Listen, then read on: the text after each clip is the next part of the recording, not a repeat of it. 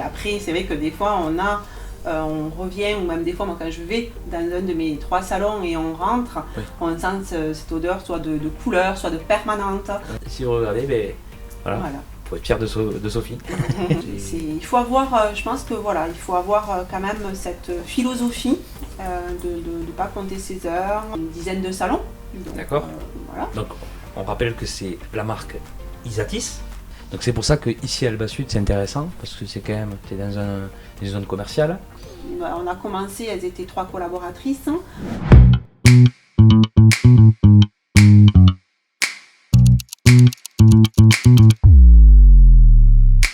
Bonjour et bienvenue sur ce 5e podcast Passion démentielle où aujourd'hui j'ai la chance d'être accueilli par Sophie Coste qui est à la tête de 3 salons de coiffure sous la marque Isatis. On va en parler et donc on va parler de ton parcours, Sophie. Enchantée. Merci. D'être ici. Merci. Ça fait plaisir que tu me reçois dans ton salon. Parce que là nous sommes donc dans ton salon de coiffure qui est situé à Montauban, Alba Sud. Voilà. Et donc, en quelques mots, j'aimerais que tu te présentes.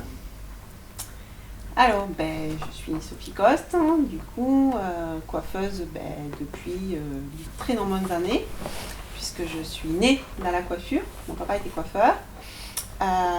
Et puis voilà, aujourd'hui, du coup, j'ai 3 salons Isatis, un du coup à Saint-Étienne-de-Tumont, un à Montauban et un à Caussade. D'accord. Ouais. Félicitations pour Merci. ce parcours. Merci. Voilà. Donc moi, ce que j'ai envie de savoir, et c'est d'ailleurs pour ça que tu es ici, c'est pour arriver dans la coiffure. Donc tu me disais que tu as ton papa qui était déjà dedans, tu as baigné un petit peu dans ce monde-là. Mm-hmm. Tu as connu les salons de l'époque, on va en parler, parce que ça a évolué. Oui. Voilà.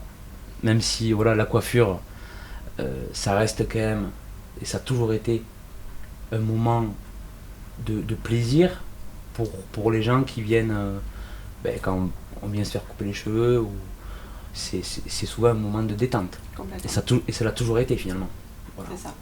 On a ce souvenir qu'on prend du temps, on bloque une date, un créneau horaire et c'est parti, j'y vais quoi.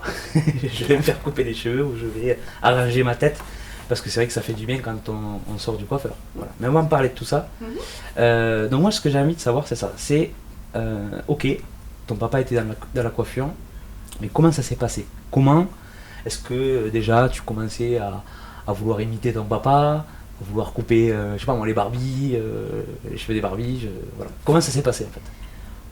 Moi, du coup, la passion de la coiffure a été très vite là. J'allais avec mon papa quand j'étais à l'école, le mercredi, le samedi, après l'école, j'allais dans son salon. Donc du coup, c'est vrai que c'était de le voir déjà fait, puisqu'il était que coiffeur homme. D'accord. Mais du coup, le voir couper, il avait vraiment ce plaisir. Et c'était un passionné, un très grand passionné. Et du coup, qui m'a transmis, parce que c'est vrai que de le voir faire, et du coup, moi, ça me l'a quand même beaucoup été sur moi. Bien sûr. Après, j'y allais régulièrement pendant mes vacances. Après, du coup, il avait des collaborateurs qui faisaient du coup la dame, moi je voyais faire ça aussi, les coupes. Du coup, j'avais des poupées, j'avais des têtes que je me suis fait offrir pour mes Noëls ou pour mes anniversaires. Et du coup, je coupais. J'aimais ça. J'aimais aussi beaucoup travailler sur faire des chignons, des tresses, je le voyais, donc du coup j'essayais de le refaire, j'adorais ça. Oui, d'accord. Donc, Et aussi peut-être l'ambiance dans un salon de coiffure, parce que quand tu y allais petite, il y avait des gens, il y a une dynamique. C'est ça. Et du coup tu étais la petite qui passait là, la petite chouchou. C'est ça. Voilà. C'est ça. Donc c'est des souvenirs, des bons souvenirs. C'est des très bons souvenirs, puis en plus c'est vrai qu'on était dans papa était coiffeur à Caussade. À Caussade, d'accord. Voilà. Donc du coup, effectivement, le lundi, il y avait le marché, donc beaucoup de clients venaient ce jour-là. Après, il faisait du domicile, donc je le suivais même aller chez les gens. D'accord. Donc c'était tout un autre abord Ouais, bien sûr. de la coiffure. Mais on avait, on avait ce côté où on était proche du client encore plus qu'un salon, puisqu'on allait chez les gens. Chez les gens. Et puis après, effectivement, oui, j'étais là, donc passer le balai, lui faire passer les outils. Voilà, bien sûr. ça c'était vraiment. Les odeurs aussi, tu te souviens des odeurs? Parce que dans un Les salon de odeurs. coiffure, il y a des odeurs. D'ammoniac, Ouais, qui c'est était ça. très très forte à C'est l'époque. vrai. La laque. La laque. Aussi, la laque. À l'époque, on en mettait beaucoup, peut-être. Je sais pas si on en met beaucoup de encore laque. toujours. On en met mais beaucoup moins. Beaucoup moins. Ouais. C'était pourquoi peut-être les permanents? Les mises en pli. Les mises en pli. Pour les Ouais, d'accord. personnes d'un certain âge qui faisaient des mises en pli. Donc là, c'était ou le brushing très serré. Voilà. Donc ces odeurs-là. C'est vrai que c'est. Mais voilà, les odeurs, on s'y attache. Complètement. Et après, c'est vrai que des fois, on revient, ou même des fois, moi, quand je vais dans un de mes 3 salons et on rentre, on sent cette odeur soit de couleur, soit de permanente. Ouais, bien sûr. Et ça, c'est vrai que c'est... c'est mémorable. C'est exactement. Ouais, c'est complètement mémorable. Surtout quand on est petit, qu'on a toutes ces petites choses qui sont là. Effectivement, quand après... on a ses propres salons à soi. Du coup, aujourd'hui, j'ai la chance. C'est effectivement, ça fait plaisir. Ça fait plaisir, oui.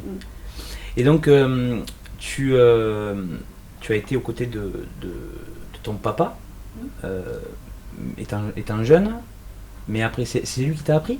Alors, il m'a appris du coup l'homme. Oui, d'accord. Mais quand après, du coup, j'ai choisi vraiment de partir en apprentissage, du coup, je suis partie du coup à l'extérieur.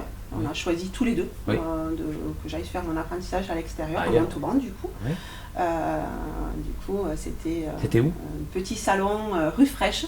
Ouais. C'était qui existe toujours ou... Alors, il a été repris. D'accord. Mais voilà, à l'époque, c'était une dame, une dame voilà, avec 2 autres collègues que je vois toujours. Ok. Voilà, on a gardé contact. Mais mes anciens patrons, du coup, je les vois toujours. Ah, tu les vois toujours? C'est des patrons voilà, de l'époque, mais qui ont beaucoup compté pour moi, qui ont été là aussi à la suite, qui ont beaucoup compté pour moi. Et avec des belles valeurs? J'ai des très belles valeurs. Voilà. Alors très dur, voilà, très très dur. On faisait beaucoup d'heures, mais avec voilà, beaucoup de transmission de choses. De respect des deux côtés. Et puis bon, à mon avis, si tu as appris avec eux, c'est parce que aussi tu avais envie d'apprendre. Complètement. Toujours pareil. Si on voit que la personne à côté, elle a envie, ça donne envie de transmettre. Surtout que j'ai commencé mon apprentissage très jeune. Du coup, tu avais quel âge? À peine 14 ans j'avais 14 ans et demi quand j'ai commencé. Oui. Voilà, donc du coup, effectivement, j'ai commencé très jeune. Et voilà, de commencer dans le monde du travail, où c'était pas aux 35 heures à l'époque, c'était vraiment, je travaillais comme mes collègues.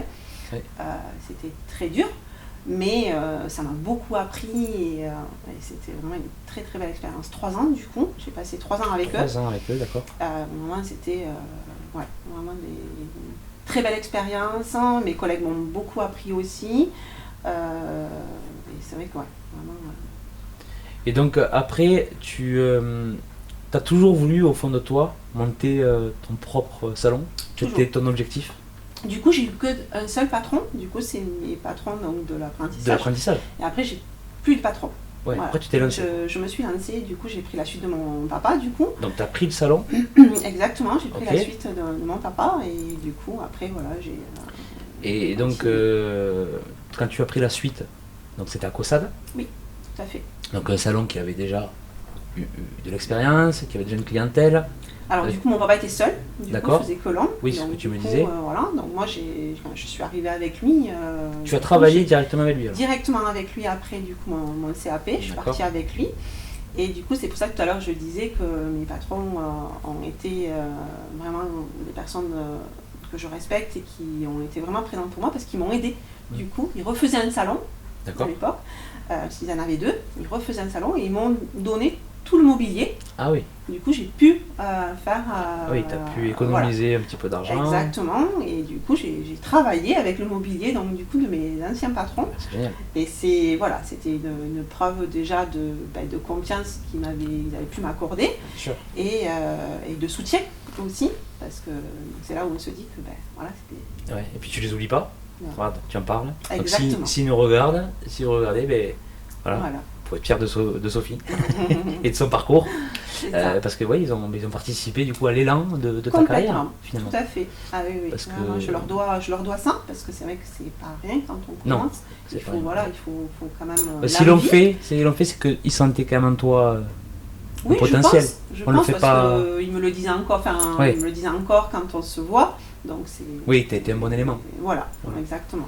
Même après, ils m'ont même sollicité par la suite. Quand ils sont partis à la retraite, de reprendre leur salon. Voilà.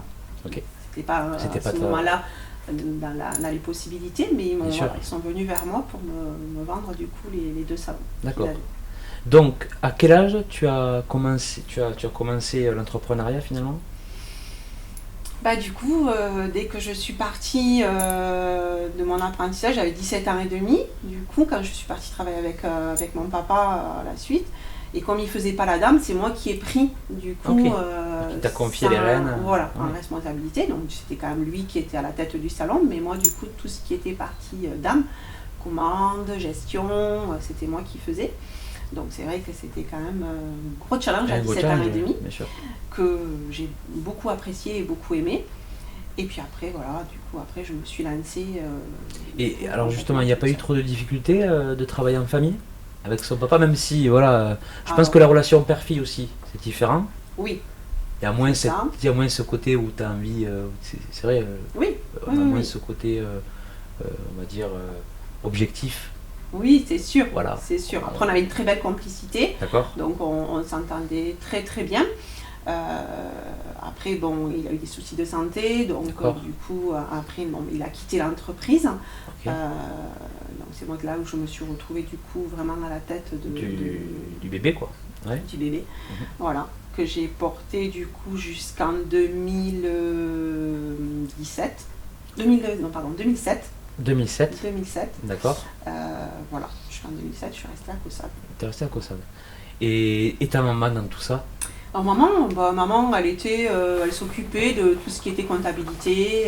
Ok. Tout ça, voilà. Ouais, donc c'était quand même une petite entreprise familiale. Oui, voilà, elle s'occupait de la comptabilité. Après, elle avait son activité à côté. D'accord. J'avais 2 autres frères plus petits, donc elle s'occupait de la maison, de son autre activité qu'elle avait elle. D'accord. Et la compta, voilà. Du coup, elle était bien coiffée. Toujours. Parce que des fois, c'est des coordonnées qui sont les plus mal chaussées, mais elle était bien coiffée. Elle avait de la chance. C'est ça, exactement. Pour le coup. Exactement. Donc c'est une belle partie de vie, ça. C'est pour te lancer, c'était intéressant. C'est ça. On t'a donné les armes, on t'a donné la confiance. Et donc après, comment ça s'est passé ? Donc après, j'ai eu mes 2 enfants. D'accord. Du coup, j'ai eu mon fils et ma fille. D'accord. Et après, du coup, je suis partie. Du coup, j'ai arrêté du coup à Caussade. J'ai voulu me consacrer un petit peu plus à mes enfants, puisque je n'ai pas pu le faire quand j'étais du coup en activité sur Caussade. Je n'ai pas pu du coup m'en occuper. C'était bien sûr. Trop contraignant le salon toute seule avec une apprentie, je ne pouvais pas. Donc après, j'ai décidé du coup en 2007 de me retirer. Et du coup, avec le papa de mes enfants, on a pris la décision de monter un petit salon dans notre habitation, juste à côté. D'accord. Donc j'ai fait ça pendant 2 ans et demi. Donc on était sur Saint-Étienne-de-Tulmont, on avait une maison sur Saint-Étienne-de-Tulmont. Donc du coup j'ai fait mon petit salon pendant 2 ans et demi à mon domicile, où mes clientes du coup m'ont un petit peu suivi de Caussade. Et après, mes enfants sont partis aller à l'école à Saint-Étienne-de-Tulmont, du coup, et le salon du village était à vendre. D'accord. Et j'ai saisi l'occasion, du coup.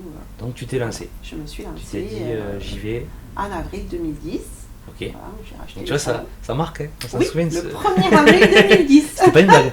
C'était pas un poisson d'avril. On me l'a beaucoup dit, mais non, c'était pas un poisson d'avril. Donc voilà, 1er avril 2010. Très belle expérience, vraiment. Bien sûr. Où j'ai repris ce salon qui était magnifique, vraiment un très très beau salon. Il était où ce salon à Saint-Étienne ? Du coup, au centre du village, sur la place, qui avait été du coup faite. Refaite, voilà, oui, voilà. Du coup, c'était le terrain de foot de Saint-Étienne qu'ils ont refait, un petit centre commercial. Ouais. Et du coup, il appartenait du coup à Madame Paga. D'accord. Christine Paga. Et du coup, voilà, j'ai racheté ce salon qui était tout neuf, qui avait 2 ans, à peine 2 ans. D'accord.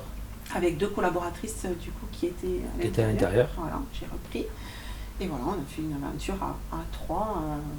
Oui, et voilà. puis en plus, bon, tu connaissais les gens du village, puisque tu es du... Oui, voilà, du coin. avec l'école aussi, Oui, les enfants, les voilà. associations, du coup voilà, puis bon c'était quand même, voilà, il y avait déjà une clientèle, hein, puisque Donc une clientèle, il y avait du flux, voilà, il y avait beaucoup de flux. donc tu avais du travail. Il y avait du travail, voilà, on a vraiment eu une très belle période, Très belle, très belle collaboration aussi avec mes collaboratrices de l'époque.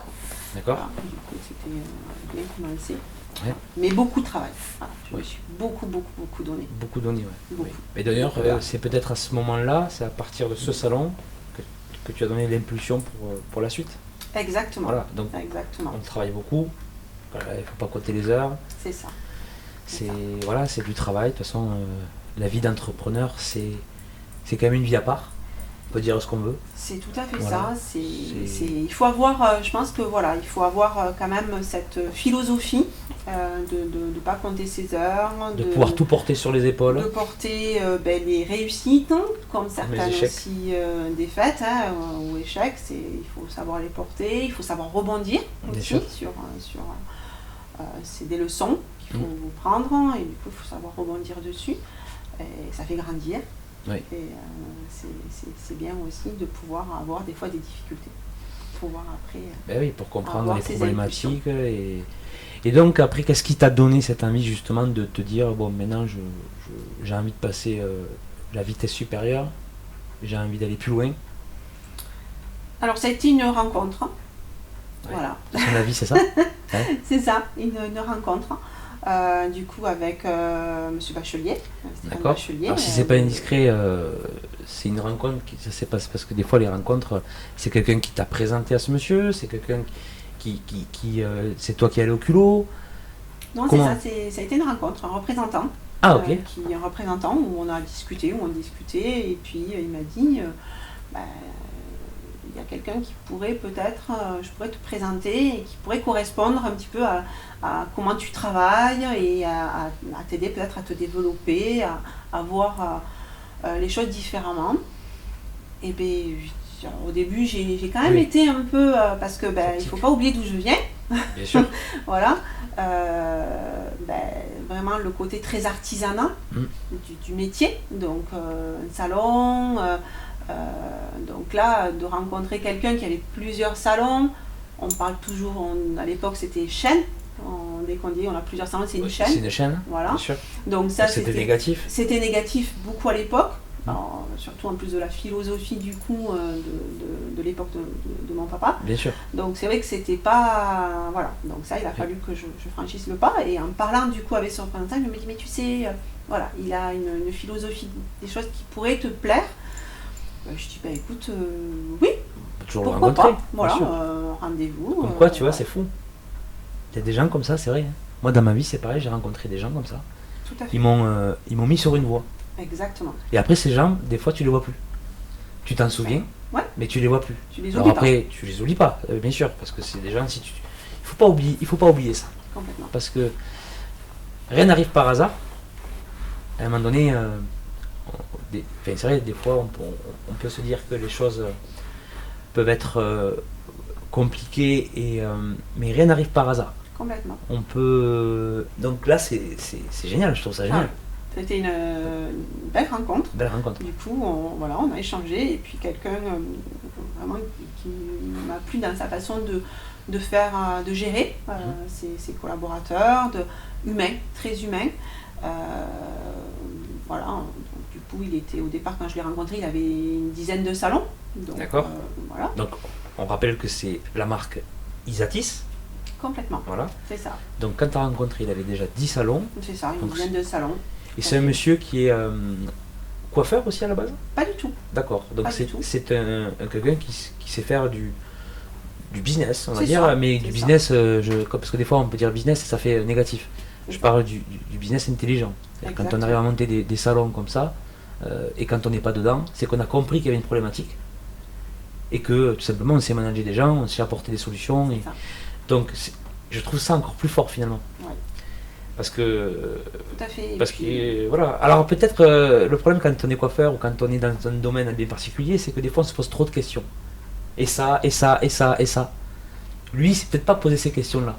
Il faudra peut-être un jour faire un podcast avec lui, peut-être, pour lui poser la question. Ça serait bien de savoir. Parce qu'aujourd'hui, combien de salons en 2024 ? Il en a 33. Ah ouais, c'est beau. Voilà. C'est beau.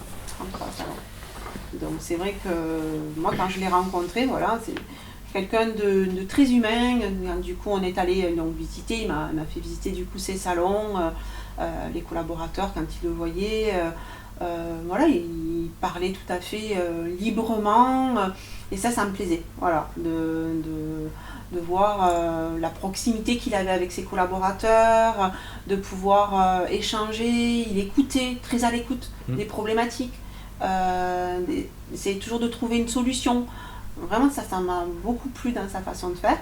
Et après, moi, voilà, il m'a aidé du coup à passer ce cap, de me dire, ben voilà, il y a la possibilité du coup de faire du développement, tout en restant humain, tout en restant soi-même, et de me donner, voilà, alors surtout moi, ce qu'il me fallait, c'était me trouver la solution de me retirer du fauteuil.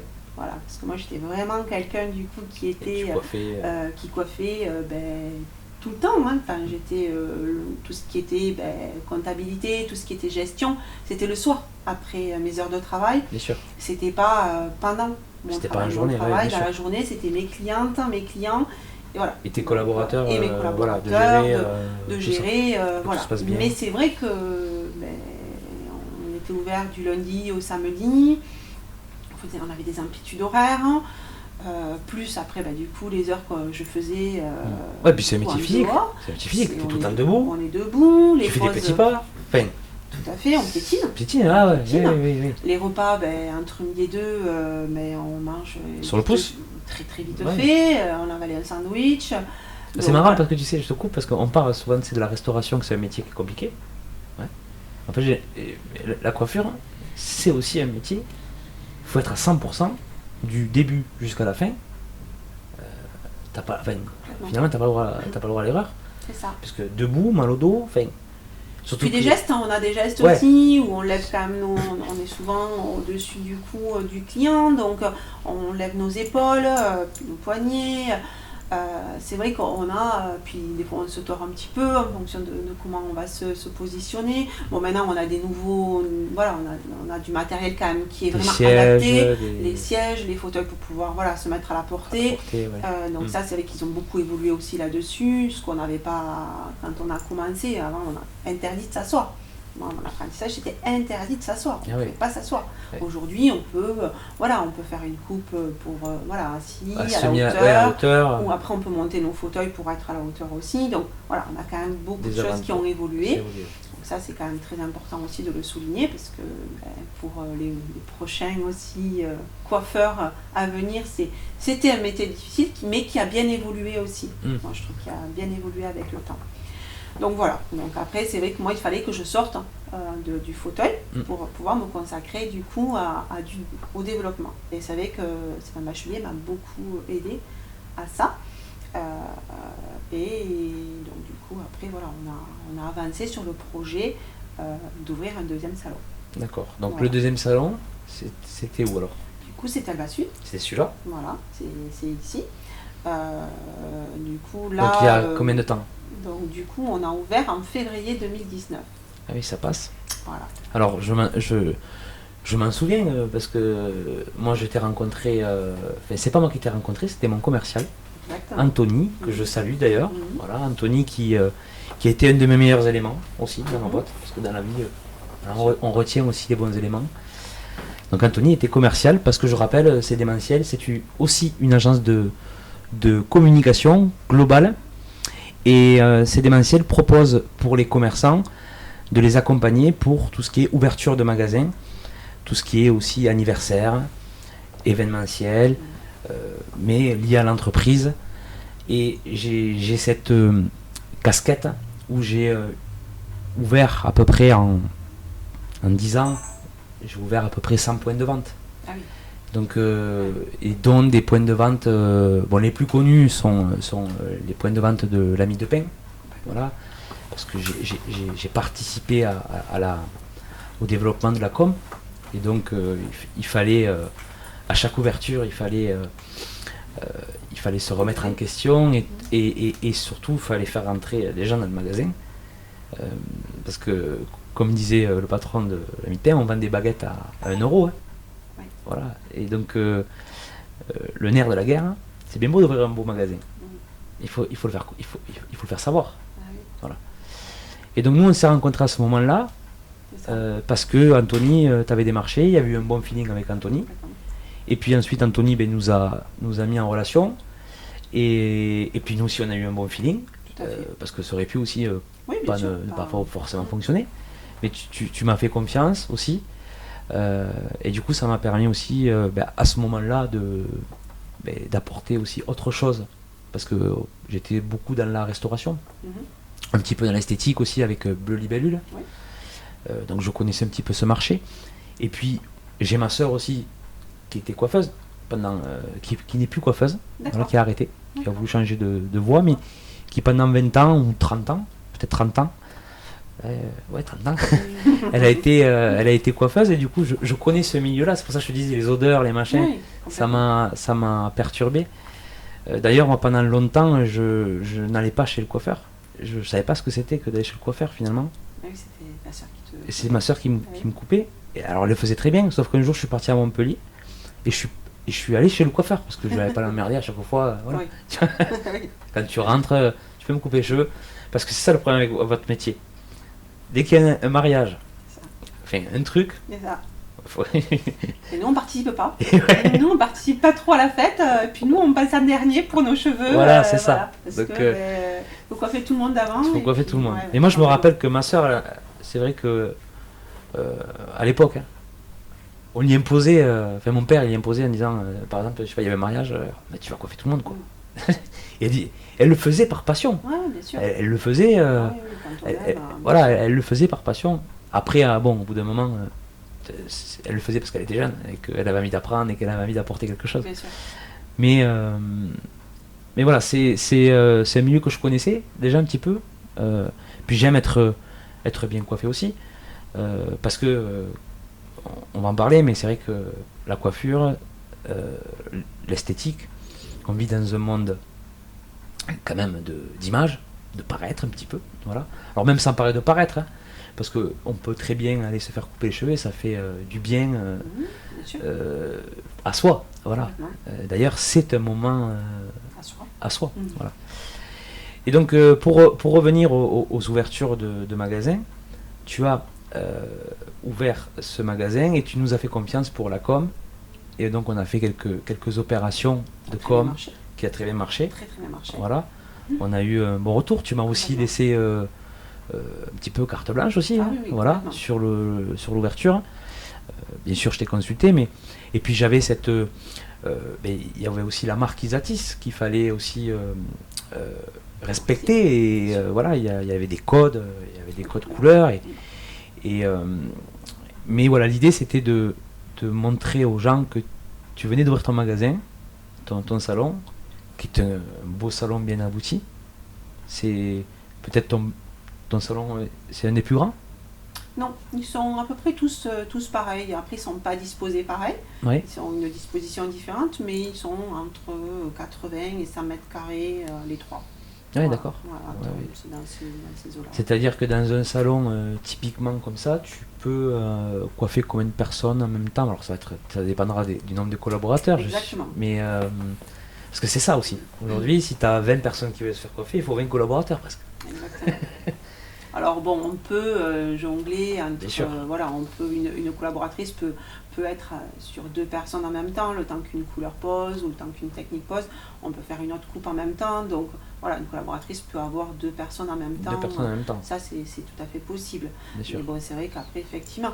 Mais les salons, à peu près, ils sont sur... on a donc un côté homme et un côté dame. D'accord. Les côtés hommes, c'est entre 3 et 4 postes. Ça dépend les salons. Et côté dame, on est entre 5 et 9. Voilà, poste de coiffure, ça dépend pareil, les salons. Et après, au niveau des bacs pour laver les cheveux, on est entre 3 et 4, pareil, 3 dans certains salons et 4 sur d'autres. D'accord. Voilà. Donc ça fait, voilà, générer quand même beaucoup de clients. Beaucoup de flux. Beaucoup de flux en même temps. Donc c'est pour ça que ici à Alba Sud c'est intéressant, parce que c'est quand même, tu es dans une zone commerciale, Complètement. il y a du flux, une zone commerciale, tu arrives au début, donc tu as quand même, À la création. au départ, il y avait le lancement c'est toujours difficile, si tu fais un retour par rapport à quand tu as ouvert ton salon, Ici, à maintenant, ici ça a été très rapide. C'était Ici ça a été le salon. C'est Intersport dès qu'ils sont arrivés peut-être.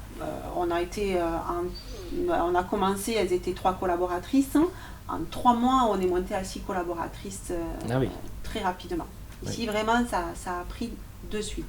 Après, c'est vrai que les 3 salons sont complètement différents, avec de la clientèle différente. Il y a des clients qui vont d'un salon à l'autre aussi, en fonction de là où ils se trouvent, au niveau de la géographie où c'est qu'ils sont. Mais c'est vrai que oui, celui de Montauban, vraiment, lui, il a vraiment... Après, on est bien placé, on est tout autour, on a quand même Intersport, Action, on a tous les cabinets, il y a beaucoup de cabinets comptables, il y a quand même des assurances aussi, les concessionnaires auto sont beaucoup positionnés sur cette zone. Donc voilà, c'est vrai que c'est une zone qui a marché rapidement. Quand on veut monter un magasin, quel qu'il soit, l'emplacement, c'est primordial. Complètement. Voilà. Déjà, d'ailleurs, emplacement. C'est ce qu'on dit. Emplacement numéro 1. Parce que si jamais des fois, tu veux payer un loyer un peu moins cher, exactement, tu veux économiser 500 balles par mois, c'est ça, tu vas être au fond, caché, du coup, tu vas faire plus de com. Pas sûr qu'en plus, les gens arrivent chez toi. Exactement. Voilà, parce qu'il y en a, ils cherchent la facilité. Et quand tu es dans un rond-point, à côté de locomotives, dans un centre commercial, à côté des centres commerciaux, effectivement, tu as un flux déjà. Et surtout, quand tu es en voiture, par exemple, tu peux voir facilement la marque. Tout à fait. Et donc, c'est une des clés aussi. Complètement. Ça, c'est des choses que tu as peut-être appris avec M. Bachelier. Ça, c'est sûr voilà. Les emplacements, à part celui de Saint-Etienne, puisque c'est mon premier. Oui, son premier. Mais après, que ça soit Alba Sud, que ça soit Caussade, on l'a vu ensemble. Par rapport. Et puis après, nous, ce qu'on regarde aussi, c'est vraiment les personnes qui sont autour, parce que nous, on n'est pas un métier moteur. Le commerce, c'est pas nous qui allons amener les clients à la zone. On vient en zone pour profiter des commerces moteurs qu'on a à côté. Comme boulangerie, magasin de vêtements, ou comme Alba Sud Action. Ce sont des commerces moteurs qui nous amènent de la clientèle. Et après, nous, puis après, on a la proximité du coup des parkings, le fait d'être sur des zones comme ça, parce que c'est vrai qu'il faut quand même il faut pouvoir se garer. Les gens veulent être quand même assez que ce soit facile. On cherche la facilité, on n'a pas le temps. Donc le soir quand on finit le travail, hop, on se gare. Ouais, puis on n'a pas le temps, et puis toujours en train de payer aussi. Normalement aussi, au bout d'un moment, le parking, les machins ici. Voilà. Bon, après, il y a des villes où tu es obligé, tu n'as pas le choix. Les grandes villes comme ça, tu n'as pas le choix. Tu prends les transports en commun. Voilà. Oui, mais effectivement. Mais nous, on a la chance. Et moi, mes 3 salons sont dans des zones comme ça. Oui. Dans des zones où on a à côté des commerces moteurs qui nous amènent.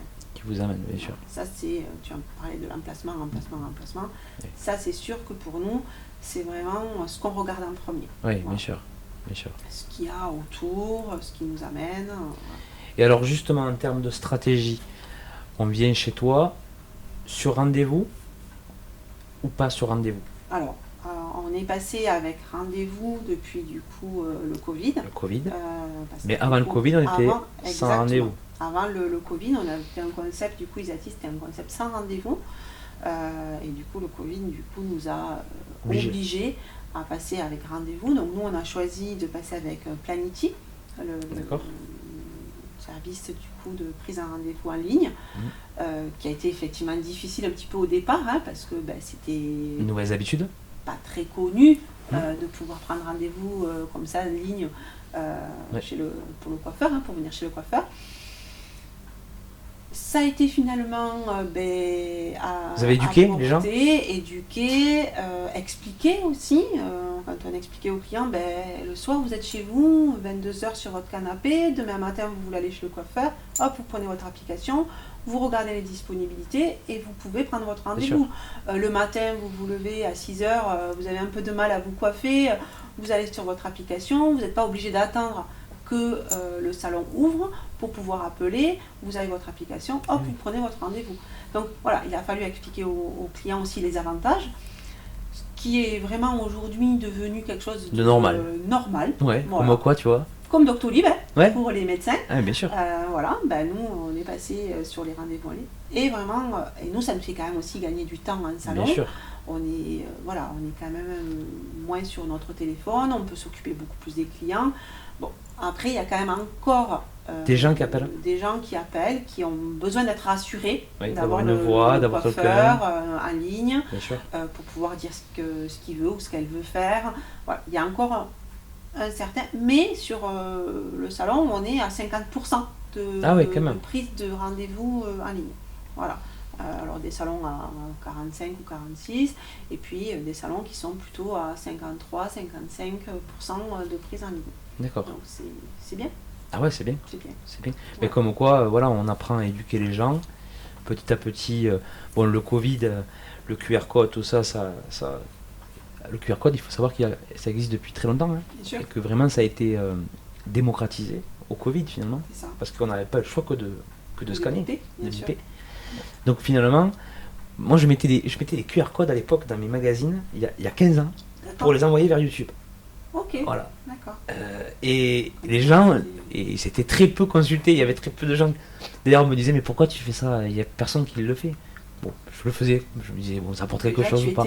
J'étais un petit peu en avance. J'étais un petit peu en avance, ouais. Voilà, bien sûr, j'ai toujours été un petit peu en avance sur ce genre de choses, parce que ça me plaît, en tout cas moi ça me plaisait. Et maintenant, ce qui est assez fou, je passe par des sites où je génère des QR codes pour des clients, pour de la com, pour pas mal de choses. Et dessus, on a du tracking dessus. C'est-à-dire que maintenant, on sait avec quel téléphone c'est scanné. D'accord. On sait à quelle heure, on sait sur quoi il a cliqué. Enfin, voilà, on a des données sur le QR code qui peuvent être intéressantes. Et c'est pour ça que je dis ça a évolué. Parce qu'à l'époque, c'était un code barre, quoi. Voilà. Donc finalement, c'est intéressant, un peu comme les restaurants qui ont aussi maintenant proposent de la réservation en ligne. Il y a toujours une clientèle qui va appeler. Moi, je suis un peu des deux. Moi, de toute façon, nous, on est entre les deux. Nous, on est nés, à la fois, on a connu la simplicité des choses, j'ai envie de dire, et on a connu la technologie. Donc, soit on la boude, soit on boude tout ça. C'est vrai, on ne veut pas forcément avancer, mais bon, maintenant, on est obligé. C'est pas le but. C'est pas le but. Je pense aujourd'hui, c'est quand même intéressant de pouvoir voir un petit peu plus, d'avancer, et puis il faut voir demain. Oui, bien sûr. C'est important. Et demain, c'est toutes ces nouvelles technologies. On le voit avec nos enfants, on le voit avec les ados. Et voilà. Il faut essayer de la comprendre et voilà, après. Exactement. Et se l'approprier aussi. Oui, il y a sûr. des choses qu'on peut faire, il y a des choses qu'on peut moins faire. Mais c'est bien de se l'approprier quand même en fonction, et je pense que si, c'est bien quand même de vivre avec. Ah oui. Ça nous fait quand même. Alors peut-être qu'il y a des gens qui vont commenter, qui vont dire ben non, c'est pas ça la vraie vie. Alors oui, c'est pas ça la vraie vie, je suis entièrement d'accord, mais ça a quand même permis, pour certains métiers, de gagner du temps sur des tâches sur lesquelles on passait trop de temps et pas de valeur.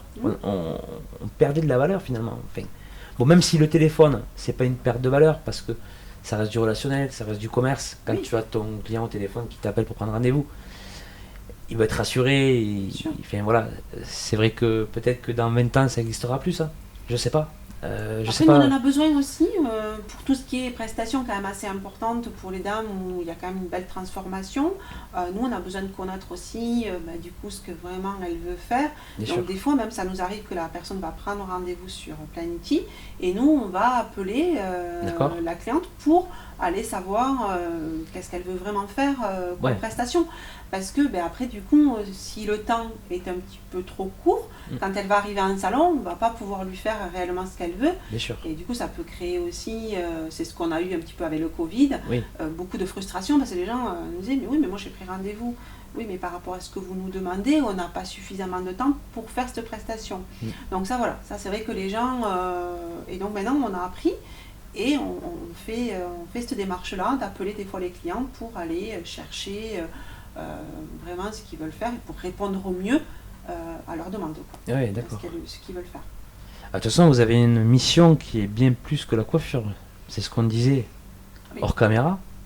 Vous avez une mission finalement de psy, si je peux me permettre de dire ça. Enfin, alors les psys, pareil, ils vont me dire non, ils sont pas psy, oh, arrêtez. Mais on contribue Ouais, parce qu'il y a des gens, il y a tout type de clientèle. Il y a des gens qui ne veulent pas parler, je suppose. Complètement. On n'a pas, ils sont là pour être. Je me fais ma coupe et au revoir. Complètement. Voilà. C'est aussi leur moment peut-être à eux de pas parler. Complètement. Moi je comprends pas parce que j'adore parler. Donc, je comprends pas. Donc, c'est pour ça. Pour ça ce podcast il va durer longtemps. Hein. Mais il y a des gens qui au contraire qui aiment bien qu'on se souvienne.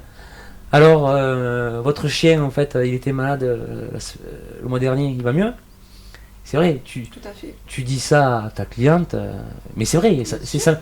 C'est même pas du business. Non. Ça s'appelle juste tu t'es juste intéressé à la personne. C'est la bienveillance. La bienveillance et aujourd'hui on en cherche de la bienveillance parce qu'aujourd'hui on a un monde qui va très vite.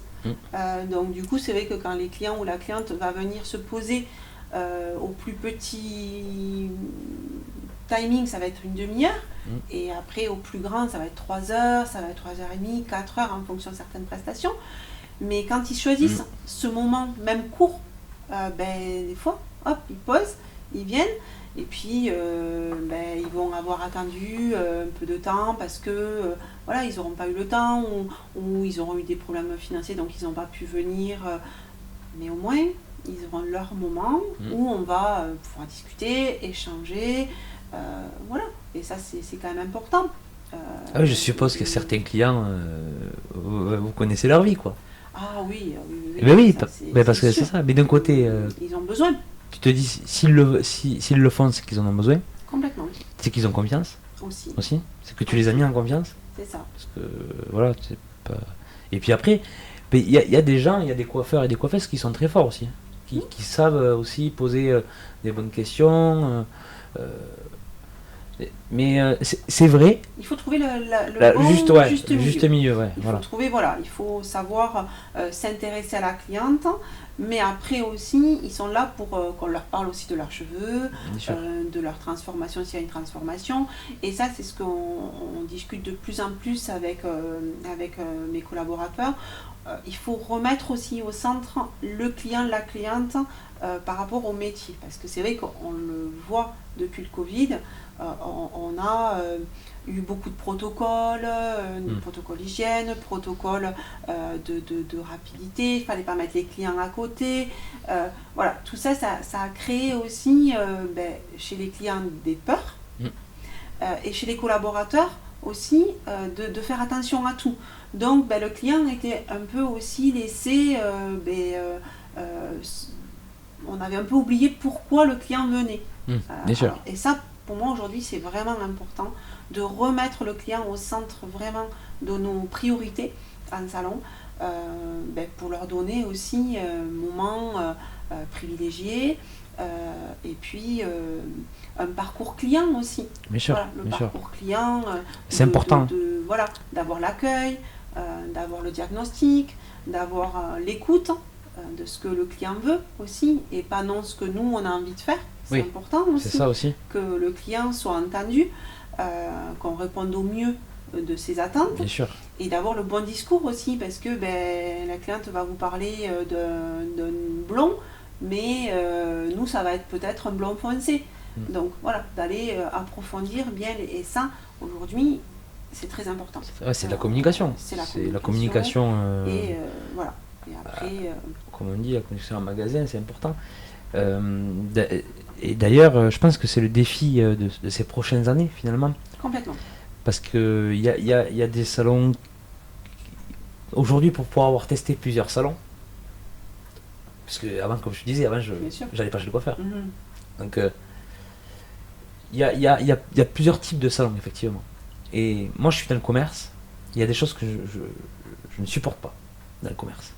Je suis déjà tombé dans les salons où il n'y avait pas d'accueil. C'est ça. Tu vois, c'était froid. Voilà. Après, pareil, comme je disais, la discussion, il y a des gens qui n'en veulent pas. Bien sûr. Mais des fois, c'est bien avoir des sujets de discussion avec des gens. Alors peut-être que ça aussi, ça se travaille aussi avec tes collaborateurs, de savoir, tu sais, peut-être de la formation en psychologie finalement, parce que, alors peut-être pas aller si loin, mais il y en a qui, alors est-ce que c'est parce que ils sont salariés, certains, et que ils sont à bout, peut-être que je suis tombé sur des gens comme ça. Bien sûr. Voilà, et que je ne le savais pas, voilà. Bien sûr. Mais partout, n'importe quel commerce finalement, tu as envie d'être bien accueilli.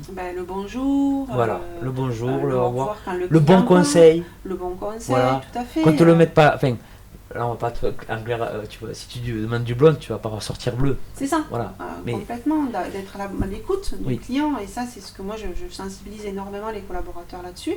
Dire voilà, il faut écouter, le client il vient pour un rendu, alors après c'est à nous aussi de dire si c'est possible ou pas, parce que ça aussi il faut être honnête.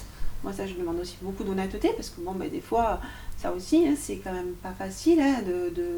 La clientèle arrive, aujourd'hui, on a tellement aussi les réseaux sociaux, avec les personnes qui vous font voir la belle couleur, le beau coiffage, les belles lumières. Donc après, la clientèle arrive avec sa vidéo ou sa photo. Et là, c'est que nous, en tant que coiffeur, on ne pourra pas le faire. Donc, on n'est pas là que pour gagner de l'argent aussi. On est là aussi pour donner le bon conseil, de dire, écoutez, c'est pas réalisable. On ne peut pas. On peut faire ça sans, mais ce que vous me demandez là, c'est pas réalisable. Oui, ça a été modifié, ça a été trafiqué. C'est important. Oui. Alors bon, après, tous les coiffeurs ne le font pas. Mais, ça, c'est sûr. Est-ce qu'il y a beaucoup de gens aujourd'hui, tu sens une différence, justement, l'évolution des réseaux sociaux? Complètement. Ah oui? Complètement. C'est-à-dire quoi? Tu as des gens qui viennent en disant je veux ça? Exactement. Voilà. Tout à fait. Parce qu'ils l'ont vu sur TikTok, ils l'ont vu sur YouTube, sur Insta. D'accord.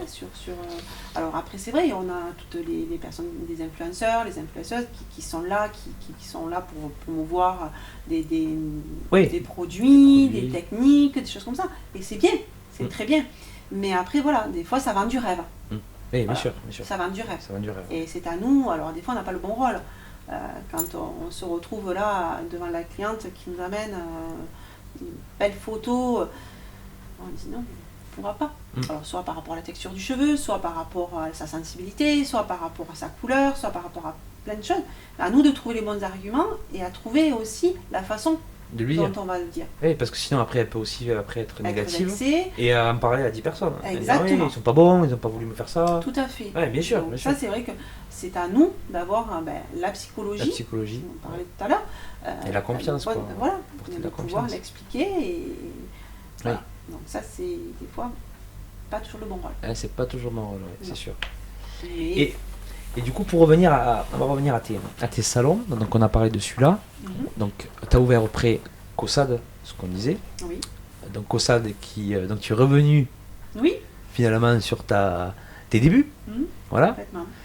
Donc, là, pareil, dans un centre, c'était aussi dans un centre, dans un petit centre commercial, enfin, un centre commercial, mais c'était sur une zone commerciale. Une zone commerciale, c'est ça. Voilà. Et donc, pareil, un magasin, un salon de coiffure qui est aussi grand que celui-là. Tout à fait. Ouais, à peu près. Et donc là, ça fait combien de temps celui-là que tu l'as ouvert?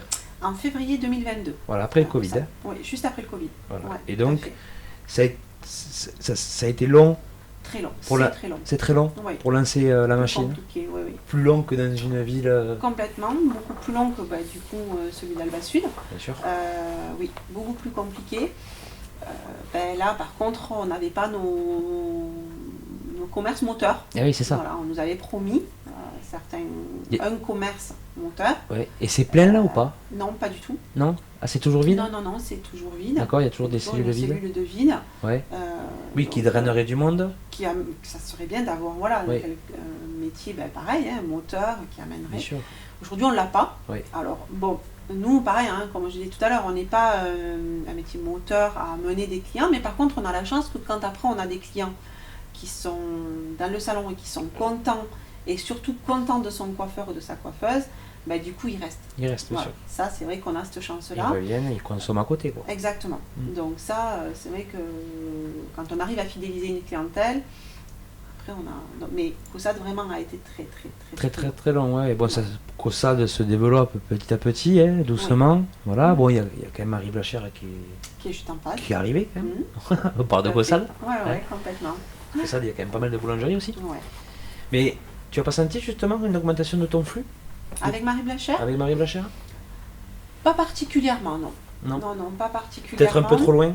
C'est juste en face. C'est Du juste en coup, face. Les gens ils vont du coup sur le parking en face Oui. acheter les légumes, puisqu'il y a les légumes juste à côté aussi, leur pain, et puis hop, ils Et repartent. puis ils repartent, Voilà. oui. de toute On façon. n'est pas sur notre zone. C'est C'est ça. pas encore une fois comme ici à Alba Sud où on a tous les gens garent leur voiture et hop, ils font tout à Oui. pied. Là, Oui, on parce a que là, tu as Marie Blachère aussi à côté, on le tout à rappelle. fait. Voilà. Exactement. Et Marie Blachère, ça draine énormément de flux. Hein, c'est fait. une boulangerie, voilà, qui c'est la plus grosse boulangerie de France et même je pense aussi dans le monde. Aujourd'hui, D'accord. ils ont dépassé le milliard de chiffre oui. d'affaires. Ah, C'est beau. c'est très bon. Alors, c'est une génération. Moi, je trouve ça fou. c'est- Bah, heureusement qu'on a une belle réussite française, Bien sûr. parce que si tu remarques bien, quand même, les McDo, les Burger King, ils sont tous chez nous et ils en ont monté des milliers. Mhm. Voilà. Donc, j'espère que si Marie Blachère vous m'entendez, Mhm.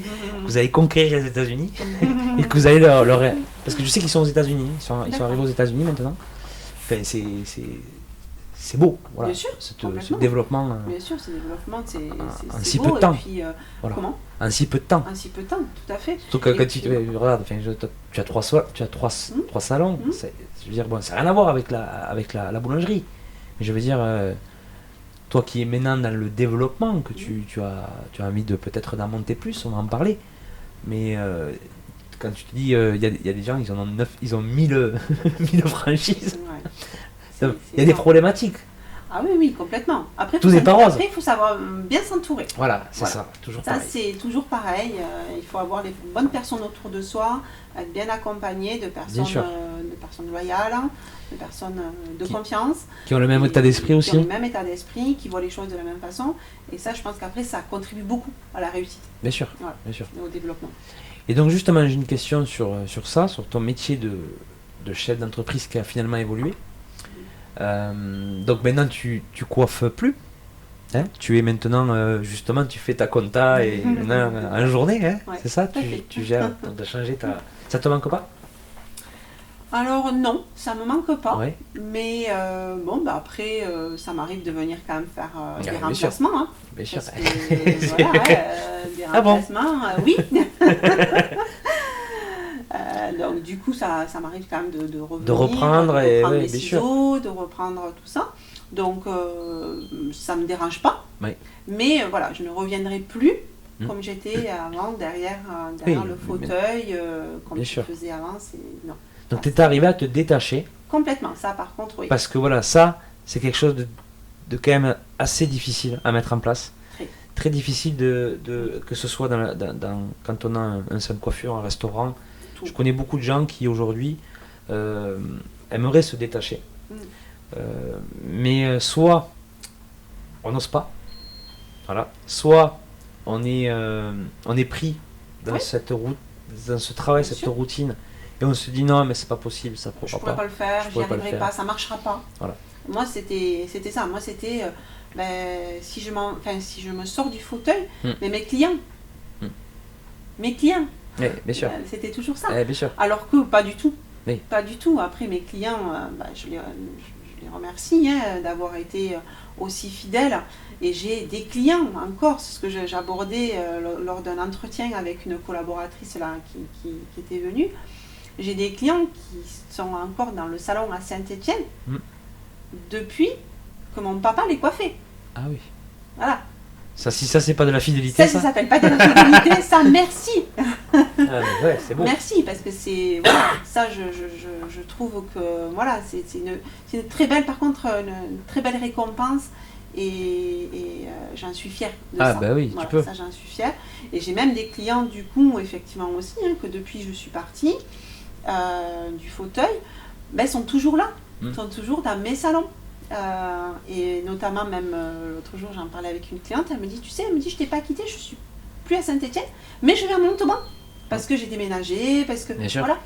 Je dis merci, parce que voilà, de pouvoir continuer à ouais, les gens se sont attachés à toi, mais ils se sont attachés aussi à la marque. C'est ça. Que tu as, parce que tu transmets des valeurs. Complètement. Et après on se sent bien chez toi aussi. Oui. On se sent bien. Non, mais c'est vrai. J'espère. Non, mais c'est important.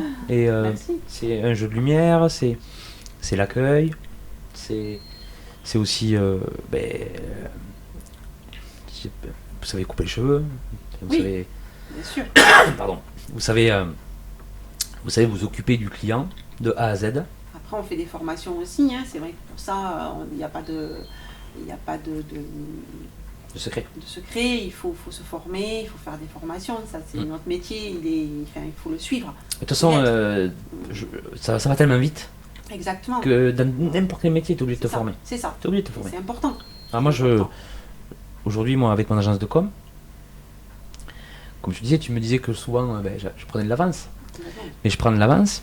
Mais c'est ma force de prendre de l'avance parce que je suis curieux. Donc, je suis curieux, passionné. Donc quand tu es curieux et passionné, tu vas toujours essayer de chercher une solution. Tu vas essayer de toujours d'aller voir qu'est-ce qui va se passer. Là aujourd'hui, c'est l'IA, l'intelligence artificielle. Toi tu as la chance parce que pour l'instant, c'est quelque chose qui ne te touche pas. Non, je dis pour l'instant. Parce que là, hier, je viens d'avoir une info, je viens de tomber sur une info de fou que j'ai vérifiée. Donc voilà, et je vais faire un article d'ailleurs sur ça parce que moi ça m'impressionne. Dans 20 ans, je ne sais pas comment ça va se passer. Donc moi aujourd'hui, mon métier, déjà en 20 ans, il a évolué comme le tien. Ah oui, complètement. Et dans 20 ans, il va encore plus évoluer. Et donc après, est-ce qu'on aura la capacité, nous, de nous adapter à tout ça? Parce que là, pour l'instant, oui, on est entre les deux. Oui. On est entre les deux époques. On sait comprendre le monde d'avant et essayer de comprendre le monde d'après. Enfin, on essaye, parce qu'on ne sait pas vraiment où on va. Mais là, l'IA, l'intelligence artificielle, elle est en train de révolutionner les choses discrètement. Discrètement, quand ça va arriver. Mais moi, je m'en sers. Tu t'en sers, voilà. Mais alors, bien sûr, pas pour oui. le salon de coiffure. Et tu t'en sers peut-être pour ta compta, pour gagner du temps. Exactement. Voilà, parce que c'est justement... Que pour moi, quand on m'en a parlé la première fois, bien sûr, c'est mes enfants qui m'en ont parlé pour la première fois. Je me dis, mais c'est pas possible, on peut pas faire ça. Et puis après, en regardant, comme toi, en étant curieux, on s'est aperçu qu'il y avait plein de choses qu'on pouvait faire grâce à l'IA. Mais je pense qu'encore une fois, alors oui, on reste bloqué. La première idée, c'est oh non, ça, moi, j'ai le bout de. Non, ça, je le ferai pas, c'est pas pour moi. Oui, bien sûr. Non. Et puis après, quand tu cherches, tu creuses, tu vas t'informer, tu t'aperçois qu'il y a des choses qui sont très intéressantes à aller prendre. Alors, bien sûr. Chaque métier peut aller chercher ce qu'il a besoin sur l'IA, mais moi, je trouve que c'est des choses, il faut pas le... c'est bien que tu t'y intéresses, parce qu'effectivement, justement, pour rédiger des mails, pour faire... on peut faire tellement de choses avec, surtout des choses sur lesquelles des fois on perdait un petit peu de temps et on perdait de la valeur. Là, clairement, moi je pense que toutes les tâches qui sont un peu négatives pour nous en tant que chef d'entreprise ou en tant qu'humain, si on peut les donner à l'IA, parce que je me dis, quelqu'un qui fait des tableaux Excel toute sa vie, c'est pas gratifiant. Au début, ça l'est, parce qu'au début, il a appris. Bien sûr. Mais après, une fois qu'il connaît le truc, toute sa vie, tu vas faire des tableaux Excel. Bien sûr. Ok, mais si tu dis maintenant c'est l'IA qui va te faire les tableaux Excel, et toi tu vas apprendre autre chose pour évoluer. Bien sûr. Voilà, et donc tu vas plus faire des tableaux Excel, tu vas faire de la formation en tableau Excel. Tu vas former des gens. Bien sûr. Voilà. Et du coup, tu vas apprendre un autre métier, tu vas évoluer, Donc, parce que l'IA, par contre, effectivement, il faut donner la bonne information à l'IA. c'est ça. Donc, si tu n'as pas la bonne information, c'est ça qui est quand même aussi important de savoir. C'est que l'IA, c'est révolutionnaire, mais il faut donner la bonne information. Bien sûr. L'information, si toi tu la connais déjà à la base, elle va pouvoir t'aider. Mais sûr. si tu la connais pas, elle t'apportera rien. Ah non, elle t'apportera rien, bien sûr. Voilà. Bien sûr. Donc, Oui. c'est ce qui Et donc est justement, attention. pour revenir sur ce sujet qui m'a un petit peu choqué, en Chine, ils sont en train de construire un hôpital 100% avec l'intelligence artificielle. Donc là, c'est en phase de test. Et ils ont fait des tests. Bon, en Chine, ils sont beaucoup. Ils sont beaucoup. Oui. Les robots IA ont traité 3000 patients par jour. Et le pire, c'est pas ça. Le pire, c'est les résultats. Il disait que normalement, il faudrait pour le même résultat et on va dire, et le flux de patients auscultés, il faudrait 10 ans. Voilà. Pour les médecins humains. Bien sûr. Là, on parle de 3000 patients traités par jour avec un diagnostic à 98%, là où le médecin humain serait à 80%. Donc ça va forcément changer des choses dans la médecine. Bien sûr. On va forcément, si demain alors ça fait futur, ça fait très futur. Hein. Et oui, bien Ça fait sûr. peur d'aller Bien sûr. je vais aller chez un médecin, ça va être un robot, Mm. il va m'ausculter, ou ça peut-être pas un robot, on va rentrer dans une boîte, ça doit dire bon mais voilà, tu vas avoir un cancer dans 10 ans. Oui, mais aujourd'hui, on a bien des consultations. Tu es bien dans les pharmacies maintenant, tu vas dans un petit caisson, tu vas téléphoner à un docteur pour qu'il te prescrive quelque chose, Oui. sans te consulter Oui. physiquement. Oui. Tu es derrière une petite caméra et Oui, il il te dit regarde, déjà, oui. voilà, Par rapport aux symptômes. par rapport aux symptômes. Donc déjà, il y a quand même On y la arrive, médecine, il y a déjà eu quand même quelque chose qui a évolué. Bien sûr, bien sûr. On n'a plus ce contact où on va chez le médecin parce qu'on a mal à la gorge ou parce qu'on a de la Oui. fièvre. Tu vas juste derrière ta caméra et tu vas appeler ton médecin et tu dis voilà, j'ai la fièvre, j'ai mal à la gorge, j'ai le nez qui coule. Hop, il te prescrit.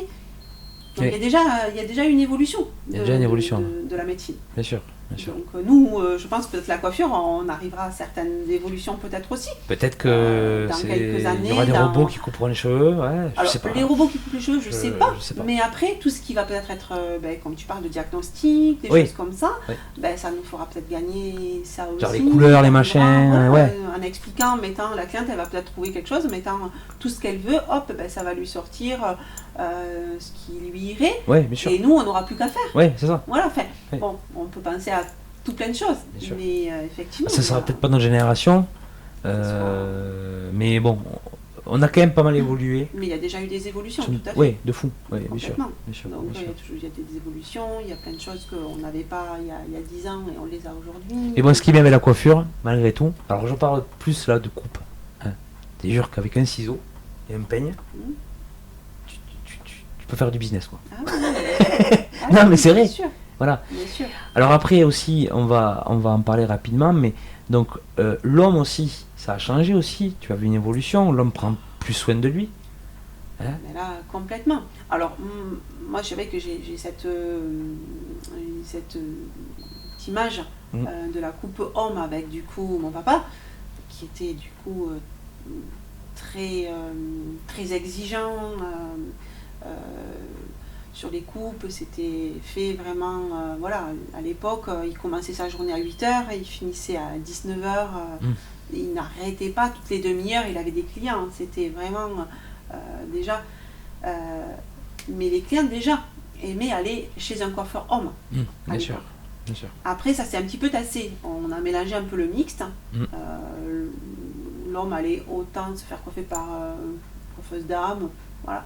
Et aujourd'hui, effectivement, on est revenu un peu plus à quelques années en arrière où l'homme a vraiment envie d'avoir son moment.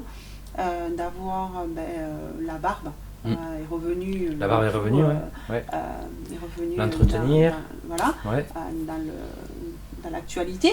Donc l'entretenir. Alors au départ c'était juste une petite barbe de quelques jours qu'il fallait juste tracer. Après il y a eu cette mode où du coup on a quand même une barbe beaucoup plus fournie, beaucoup plus longue. Et tout ça, ça demande quand même beaucoup d'entretien. Et les hommes demandent bien sûr.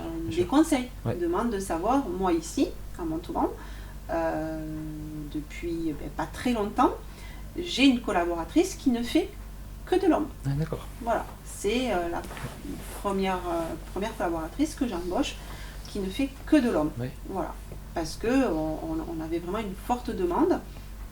Et du coup, les clients sont ravis parce que un matériel très adapté sur l'homme. On ne s'imagine pas tout le matériel qu'on peut avoir besoin pour une barbe, pour un dégradé américain, pour tout ça. Et c'est vrai que la dame, oui, on a nos brosses, on a nos peignes, on a les lisseurs, on a tout ce matériel. Mais pour l'homme, on a aussi besoin aujourd'hui. Et il y a du matériel qui a été mis en place et développé. Oui, il y a vachement les barbershops, c'est la mode, c'est sûr. Et puis c'est vrai que il y a eu, il y a quand même aussi une tendance, je ne sais pas depuis quel temps, pas mal beaucoup de salons de coiffure hommes, des petits salons de coiffure hommes barbeurs à Montauban qui se sont montés, voilà. Et aussi tout ce qui est dégradé aussi, c'est vrai, c'est quelque chose qui la coupe a évolué, hein. La coupe évolue. Complètement. Moi, je te parle ça, bon. Tout le monde se souvient de moi quand j'étais gamin, parce que j'avais la coupe au bol. Cette fameuse coupe au bol. La coupe au bol, tout le monde s'en souvient. D'ailleurs, je pense que ça va commenter là, ceux qui me connaissent. J'avais la coupe au bol. Et on va voir les photos. On va voir les photos. Il faudrait que je te montre une photo. J'étais mignon avec la coupe au bol. Faudrait que je la refasse, peut-être que ça revienne dans la mode. Tu sais, c'est cyclique. Ah, complètement. La coupe au bol. Alors après, je me rappelle, on appelait ça la coupe double dimension. Oui. Voilà. C'est sûr. Je n'ai plus la coupe au bol, mais à un moment donné, on appelait ça la coupe double dimension. Double dimension, d'accord. Avec la même forme. La même forme, Voilà. Après, il y a eu la coupe, je ne sais pas si c'est quelque chose que la coupe mulet, mais ça c'est plus du délire, non ? Oui, bien sûr, le mulet, oui. Il y a des gens qui demandent, je veux une coupe mulet. Ah ouais, d'accord. C'est pas pour faire une blague. Non, pas du tout. C'est pas une blague, c'est bien. D'accord, ok. Voilà. Ouais, il y a des tendances. Et c'est quoi la tendance pour la femme actuellement ? Pour la femme, on est sur des tendances, donc toujours quand même sur des... alors, après, il y a bien sûr, il y a du court et du long. Hein, donc le court, ça reste toujours quand même quelque chose de stylisé. Oui, bien sûr. Voilà, de stylisé. Le long, on est plus toujours sur de l'ombré, sur des mèches. Et puis après, alors là, la tendance qui va arriver, la tendance qui arrive là pour maintenant, pour cet été, c'est le nude. D'accord. Nude, tout ce qui va être un petit peu, pastel. D'accord. Donc ça, c'est ça qui va... Alors c'est nos tendances nos fournisseurs nous donnent. Ça vient d'où cette tendance-là ? Comment ? Ça vient d'où ces tendances-là ? Ça vient de la mode Après, oui, nos fournisseurs, du coup, nous, on travaille avec la marque Revlon, et ils ont des tendances, eux, qui suivent avec la mode, avec tout ça va ensemble, bien sûr. Le mode vestimentaire. Donc ça, c'est vrai qu'ils vont chercher ça. Mais après, ça, c'est des tendances. Mais après, on a quand même les clientes qui restent sur du classique. Classique, et puis de l'entretien aussi. Oui, de l'entretien. On a des clientes qui viennent pour leur couleur d'entretien. Mais après, qui aiment aussi des conseils personnalisés. Bien sûr. Parce que refaire toujours pareil. Alors oui, on va peut-être faire pareil pendant 3 mois, 4 mois. Et puis après, la cliente, elle va avoir envie un peu de changer ou d'apporter quelque chose de plus personnalisé.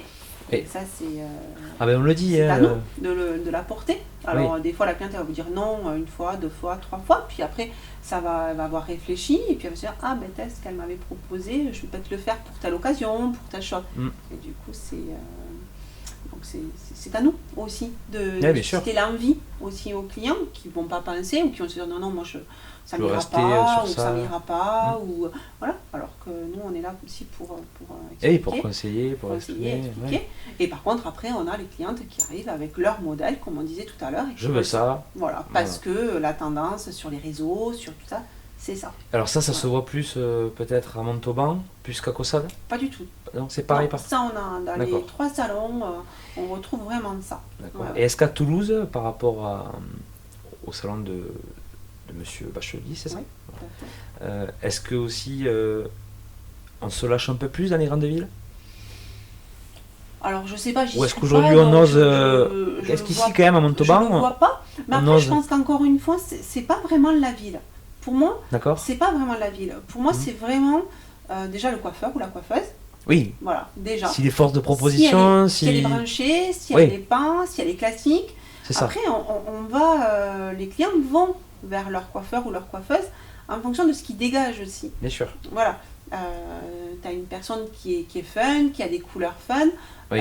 La cliente qui aime ça va aller vers cette cliente, vers cette coiffeuse, pardon. Oui. Et par contre, après, une cliente qui va être un petit peu plus classique ou qui va voir la coiffeuse coiffée comme elle aimerait, elle va aller demander d'être coiffée par cette personne. Bien parce sûr. qu'elle se dit, voilà, elle représente un peu ce que j'aimerais avoir.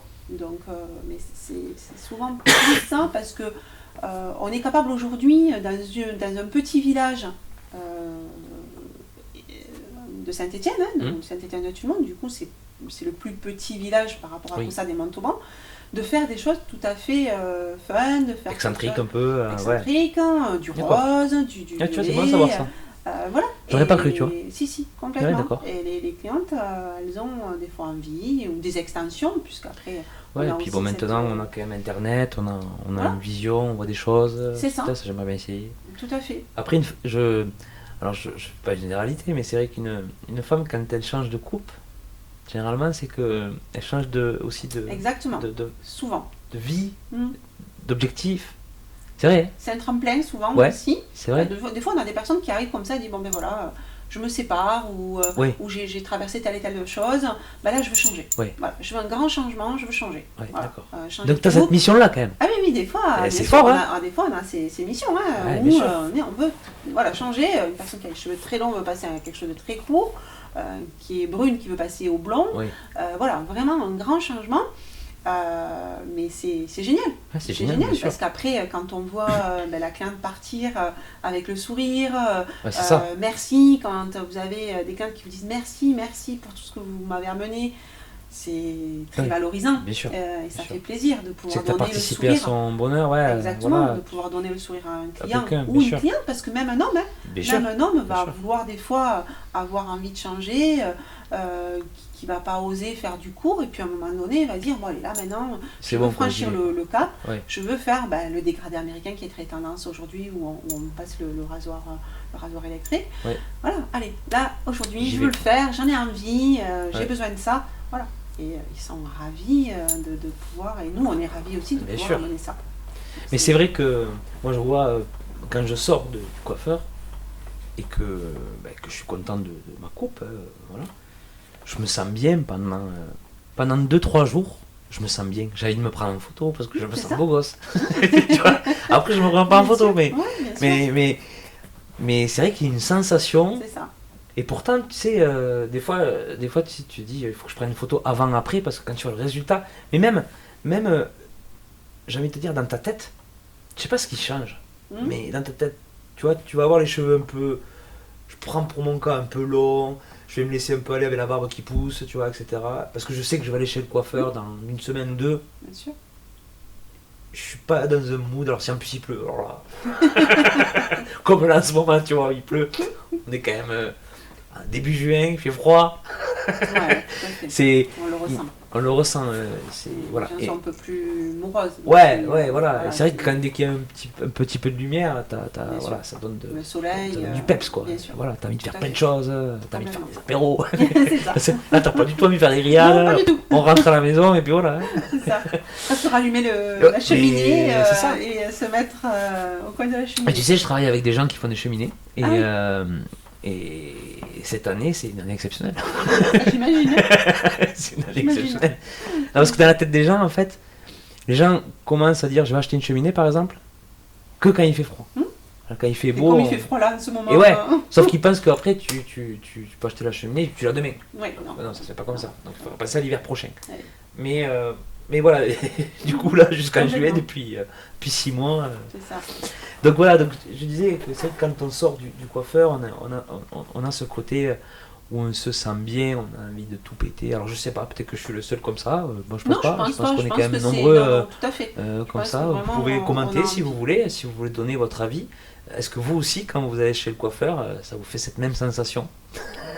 Alors quand on a les cheveux très courts, en plus, et qu'on marche, on a cette sensation, on a le vent qui touche notre cerveau, on est bien. Alors, franchement, c'est top.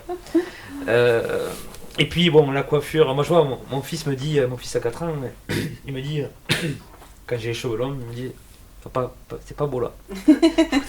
Après, ça c'est sûr que les enfants aussi, ça fait bien les choses. Ouais. Et du coup, après, dès que j'ai coupé les cheveux, il le remarque du coup. Et c'est vrai, c'est autre chose. C'est ça. Ça donne une autre dynamique. Ensuite, j'ai 2 autres questions à te poser. C'est au niveau de ta capacité à être chef d'entreprise. Qu'est-ce que tu as trouvé le plus dur? Est-ce que c'est le recrutement? Est-ce que c'est pour les horaires? Non, on en a déjà parlé parce que tu as fait pas mal d'horaires. Est-ce que c'est le fait d'être un chef d'orchestre et que être chef d'orchestre, c'est un sacré métier, de gérer tout le monde. Est-ce que le plus dur, c'est quoi? C'est le management? Aujourd'hui, je vais dire que c'est l'humain. C'est l'humain, voilà. Plus dur. Ouais. Voilà. Aujourd'hui, je vais résumer, voilà, la chose c'est l'humain. Aujourd'hui, le plus dur que j'ai pu rencontrer, c'est l'humain. Oui. L'humain dans toute sa forme. Bien sûr. Que ça soit du coup dans la clientèle, parce que tu as des clients aussi qui réagissent, qui sont des fois pas toujours très agréables. Bien sûr. Chez les collaborateurs aussi, hein, je veux dire, voilà, après il y a quand même des oui, il y a qui sont c'est pas facile. Pas facile à gérer parce que tout le monde a des attentes différentes. Il faut s'adapter aux attentes. Donc ça c'est compliqué. Et puis ce changement qu'on a pu connaître avec le Covid. Moi je trouve que le après Covid a été un gros chamboulement chez lui-même. Voilà. Et du coup là il a vraiment fallu s'adapter à ça. Oui, l'humain s'est rendu compte de pas mal de choses. Déjà, on rêve beaucoup aussi. On est des rêveurs. On aimerait avoir tout de suite. C'est ça. Ouais. On aimerait gagner bien sa vie, mais pas travailler beaucoup. Parce que sur les réseaux, sur les machins, on voit des choses. Alors, il y a des gens qui arrivent à gagner leur vie comme ça. Bien sûr. Donc, rien n'est impossible, mais après, il faut se donner les moyens. C'est ça. Et c'est ça. Et le problème, c'est ça. C'est quand tu tombes sur des gens, quand toi, tu es un chef d'entreprise, et que tu tombes sur des gens qui n'ont pas forcément les mêmes valeurs que toi, la même vision, c'est là après, où... Après, il faut s'adapter. On s'adapte, bien sûr. En tant que chef d'entreprise, tu dois t'adapter. Bien sûr. Surtout quand tu as plusieurs collaborateurs, il faut s'adapter. Après, aujourd'hui, je pense qu'il faut être carré, de se dire, voilà, moi aujourd'hui, je veux mener mon entreprise de cette façon, j'attends ça. Et puis après, je pense que voilà, à un moment donné, il faut rester honnête dans les 2 sens. Est-ce qu'on marche tout le monde dans le même sens ou pas? Et on a le droit de pas adhérer à ce que le chef d'entreprise demande. Puis bon, on change aussi, on change d'objectif, on évolue, on change d'objectif. Alors, on reste toujours sur certaines... sur ce qu'on veut, mais on évolue, on fait évoluer. Oui. Et donc là, effectivement, des fois on évolue et ça ne correspond plus. Bien sûr. Même aux clients, des fois. Bien sûr. Ça ne ça peut ne plus convenir, ce qu'on est en train de changer ou ce qu'on est en train d'apporter en plus, ça peut ne pas convenir. Et chez les collaborateurs, la même chose. Et c'est vrai que c'est ce qui est compliqué. Voilà. Aujourd'hui, on est quand même dans un monde de procédure, voilà, où il faut quand même faire attention à tout ce qu'on fait, à tout ce qu'on dit. Voilà. Et ça j'ai trouvé ça. Enfin, je trouve ça Oui, parce que toi, tu es aussi compliqué. sur un métier d'humain, donc toi, tu peux pas C'est ça. te passer des humains pour On peut pas. travailler. Non. On ne peut pas se mettre derrière son ordinateur. Eh oui, Et c'est puis sûr. là, on s'est trompé. Donc on fait supprimer et on recommence. Eh oui, Non, c'est sûr. nous on ne peut pas. Non, bien sûr. Nous on ne peut pas. Et que ça soit avec la clientèle, quand on est coiffeur, ou comme moi qui suis chef d'entreprise, avec mes collaborateurs, voilà. Et on ne peut pas. Oui, bien sûr. C'est pas possible. Donc effectivement, ça, c'est quelque chose qui, pour moi, qu'il a fallu que je m'adapte, il a fallu que je revoie des choses, il a fallu que je... Voilà. Oui, qu'il y a des choses sur lesquelles oui, que je m'améliore. Tu es obligé de t'améliorer aussi, Que je bien sûr. Parce que m'améliore, oui, parce parce que qu'il souvent, faut- parce que des fois on peut, s'il y a des gens qui nous écoutent, c'est pas parce qu'on est chef d'entreprise qu'on est les meilleurs. Ah, Au complètement. contraire, on a des idées, on est capable de tirer le char. Hein, voilà, Bien c'est sûr. ça, de tirer le char, de tirer les gens. On est des fédérateurs. Bien sûr, Mais après, on a des faiblesses aussi. complètement. Et parfois, on apprend aussi sur le moment. Bien Ça sûr. peut être.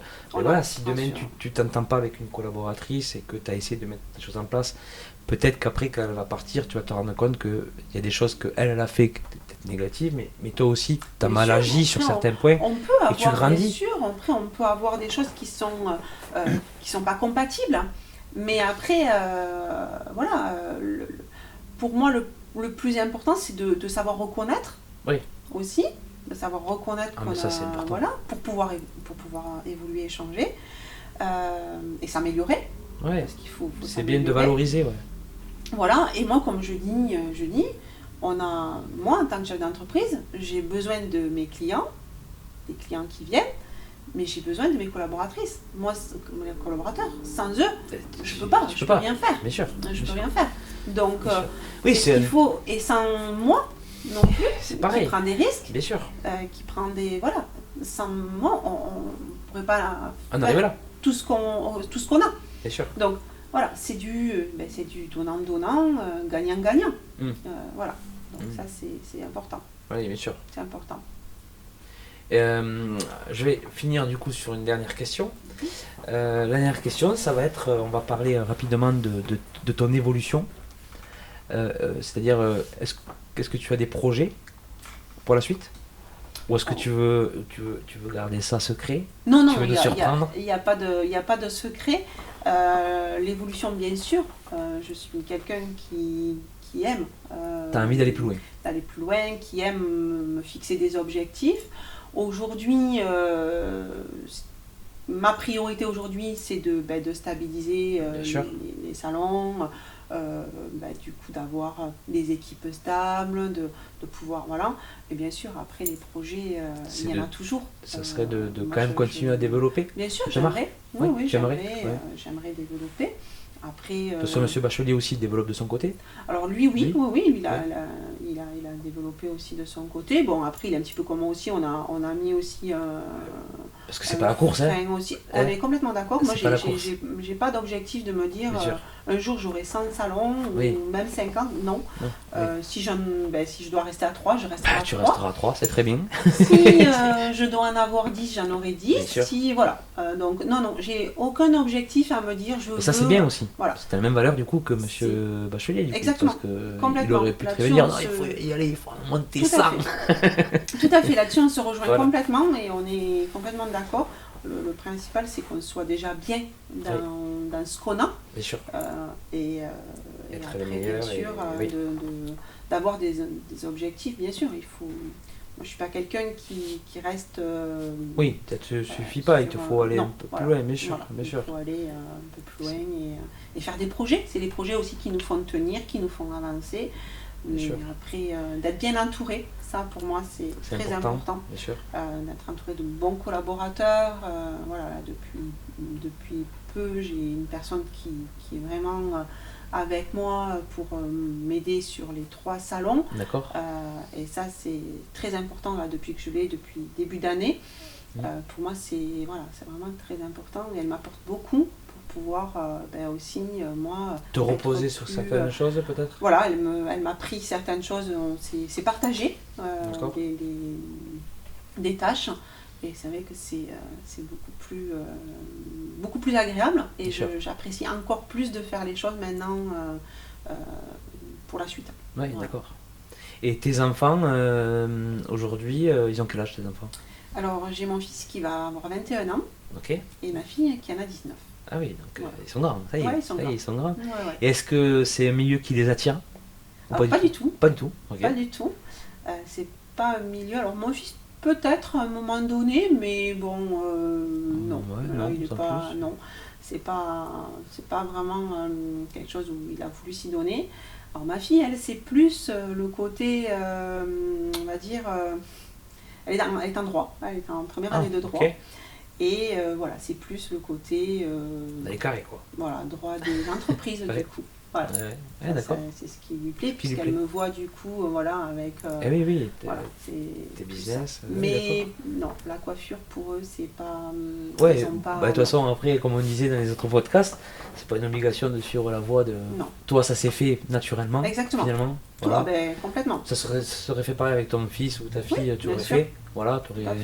Mais on ne vit plus dans une ère où on impose les choses en disant allez, vas-y, fais ça parce que... Non, pas du tout. Au contraire, je pense que c'est très important de les laisser aussi prendre leur voix, leurs décisions. C'est important pour leur épanouissement de leur vie et de leur projet. Après, bien sûr, ça se serait fait, je les aurais accompagnés avec grand plaisir. Mais ça ne se fait pas et je suis très fière d'eux dans ce qu'ils font et dans ce qu'ils accomplissent aussi dans leur vie. Donc, c'est très bien. Voilà. C'est très bien. Si ils sont épanouis, ils vivent une belle jeunesse. Oui, tout à fait. Voilà. Après, aujourd'hui, je pense que la jeunesse doit être vécue, mais il faut être prudent. Il faut être prudent, bien sûr. Moi, c'est ce que j'apprends à mes enfants. Voilà. Bien sûr. Vivre leur jeunesse, bien sûr, il faut, mais être prudent parce que tout est accessible. Tout est accessible, oui. Tout est accessible. Donc, effectivement, il faut faire attention. Oui. Voilà, il faut être prudent. Il faut être prudent. En tout cas, voilà, on arrive à la fin de ce podcast. Ça m'a fait plaisir d'en savoir un peu plus sur et de dire à nos auditeurs de te présenter en fait finalement, de présenter tes salons, ta façon de voir la vie, de voir les choses. Et puis encore félicitations quand même pour ton évolution parce que c'est quand même il faut le faire. Voilà. Oui, ton parcours est joli. T'as un beau parcours, franchement. Un parcours de passion. C'est d'ailleurs pour ça que tu es sur ce podcast, parce que le podcast s'appelle Passion démentielle. Et moi j'aime parler avec les gens qui ont une passion. Voilà, parce qu'ils sont passionnants. Tout simplement. Mais on va rappeler donc aux auditeurs que la marque Isatis, donc c'est une marque qui évolue. Il y a 3 salons de coiffure en Tarn-et-Garonne, donc détenu par Sophie Coste qui était avec nous sur ce podcast, et donc vous avez 3 belles enseignes. Je peux que vous conseiller d'aller les voir, peut-être de la part du podcast aussi, bien sûr, s'il y a des gens qui viennent en disant je vous ai vu sur le podcast, ça fera toujours plaisir. Et en tout cas, faites-vous plaisir, allez chez le coiffeur, prenez soin de votre tête, ça. Dans tous les sens du terme. Exactement. Voilà. Alors nous arrivons à la fin de ce podcast. N'hésitez pas à partager ce podcast, à activer les cloches de notification, de mettre cette vidéo en favori. Vous pouvez aussi commenter, ça me ferait plaisir, ça donne de la force au podcast. En tout cas, je vous donne rendez-vous pour le prochain podcast, le podcast numéro 6, avec un autre entrepreneur inspirant et passionné. À bientôt. Merci beaucoup. Et puis merci à toi.